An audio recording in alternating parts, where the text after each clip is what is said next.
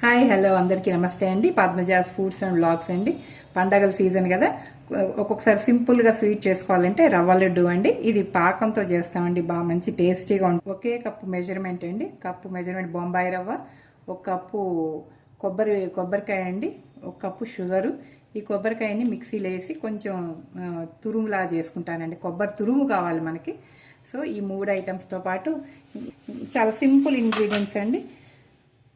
రవ్వ వేపుకోవడానికి నెయ్యి, కొంచెం జీడిపప్పులు అండి, అలాగే యాలకుల పొడి అండి, కొంచెం యాలకులు దంచి పెట్టుకున్న యాలకులు. ఈ సింపుల్ ఇంగ్రీడియంట్స్తో మనకు మంచి రుచికరమైన స్వీట్ తయారవుతుందండి.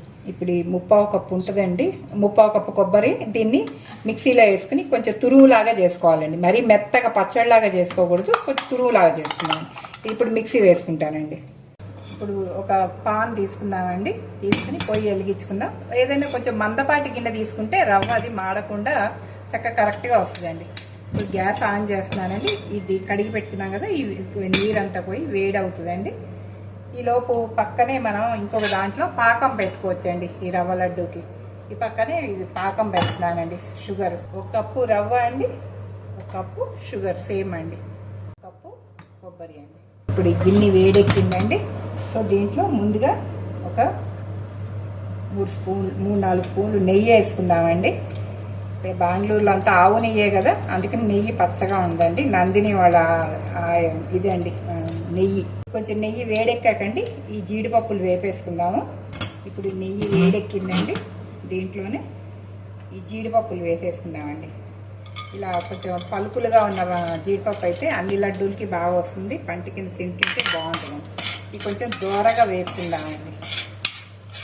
ఒక బంగారు రంగులోకి వచ్చేలా వేసుకుందామండి. కొంచెం సిమ్లో పెట్టుకుంటే అదే వచ్చేస్తుందండి. నెయ్యి జీడిపప్పులు వేగాక మంచి స్మెల్ వస్తుందండి. ఇప్పుడు ఈ జీడిపప్పులు కొంచెం ఇలా దూరగా వేగాక తీసి పెట్టుకుందామండి. ఎందుకంటే కాసేపటికి ఇది మళ్ళీ ఇంకా ఎరుపు వస్తుందండి. ఇలా జీడిపప్పులు వేపేసుకొని పక్కన పెట్టుకున్నామండి.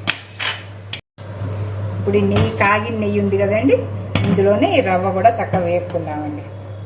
కొంచెం నూనె ఇంకొంచెం నెయ్యి వేస్తే బాగుంటుంది అనిపించిందండి. ఈ రవ్వ లడ్డుకి టేస్ట్ అలా ఈ నెయ్యి చక్కగా వేపుకోవడమేనండి. ఇది బాగా వేడెక్కిందండి. వేడెక్కాక ఇది బొంబాయి రవ్వ అండి, 1 కప్పు బొంబాయి రవ్వ.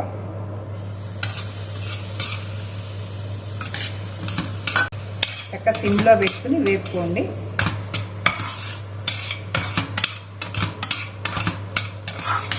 రవ్వ చక్కగా ఇట్లా ఫ్రై అయిందండి. కొంచెం బంగారు రంగులో వచ్చి మనకి మంచి స్మెల్ వస్తుంటుందండి రవ్వ వేగాక నెయ్యిలో. సో ఆ స్మెల్ వచ్చాక ఇలా రవ్వ చక్కగా పొడి పొడిగా అయిపోద్దండి. అయిపోయినప్పుడు అప్పుడు తీసుకోవడం. ఇప్పుడు దీన్ని ఆఫ్ చేసేద్దామండి. ఇప్పుడు పాకం చూద్దాం. ఇప్పుడు ఓ పక్కన ఇలా రవ్వ వేపుకుంటా ఉండదండి, ఇంకొక పొయ్యి మీద మనం పాకం పెట్టేసుకోవచ్చండి. తొందరగా పని అయిపోతుంది. ఈ గిన్నె ఇంకొకటి మందపాటి గిన్నె తీసుకుంటే అండి రవ్వ 1 కప్పు అంటే దీంతో 1 గ్లాస్ అవుతుందండి. దాంతోనే 1 గ్లాస్ నీళ్ళు పోస్తుంది. 1 గ్లాస్ నీళ్ళు పోసుకున్నాక కొంచెం నీళ్ళు వేడెక్కాక చక్కెర వేసుకుందామండి. 1 గ్లాస్ నీళ్ళు పోసుకున్నాం కదండి, ఈ నీళ్ళు వేడెక్కాక అదే కప్పుతో షుగర్ అండి. మన రవ్వ, చక్కెర, కొబ్బరి తురుము సేమ్ మెజర్మెంట్ తీసుకోవచ్చండి. మీరు ఎంత తీసుకుంటే 1 కప్పు రవ్వ, 1 కప్పు షుగరు, 1 కప్పు కొబ్బరి తురుము అండి.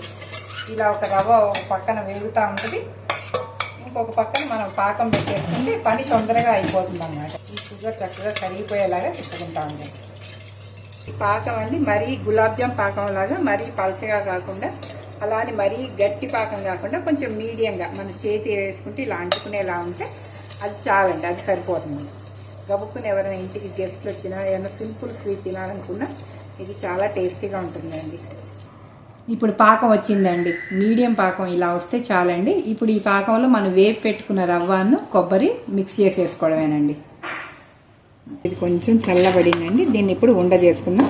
చేతికి అంటుకోకుండా కొంచెం ఇది పాలు అండి, ఇది పాలు కొంచెం నెయ్యి కొంచెం అండి, మన చేతికి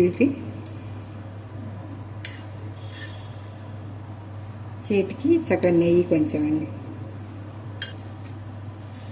ఇది ఇదిగోండి ఇలా ఉండ చేసుకోవడమేనండి. ఇలా 1 by 1 వేడిగా ఉందండి. ముందు కొంచెం ఇలా తీసి పెట్టుకున్నాక తర్వాత కావాలంటే మన షేప్ ఇంకొంచెం రౌండ్గా చేసుకోవచ్చండి.